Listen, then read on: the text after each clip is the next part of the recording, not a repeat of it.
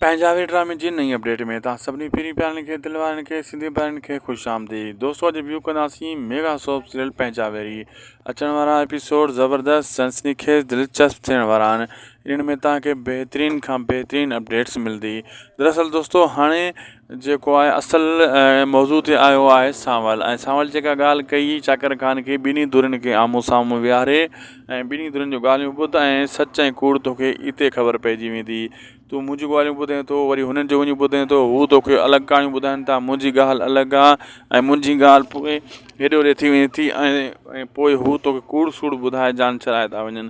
जॾहिं हू मुंहिंजे साम्हूं वेंदा हू धुर ऐं पोइ उहे कूड़ा थी पवंदा पोइ मां उन खे क्लियर करे तव्हांजे साम्हूं ॾींदुसि।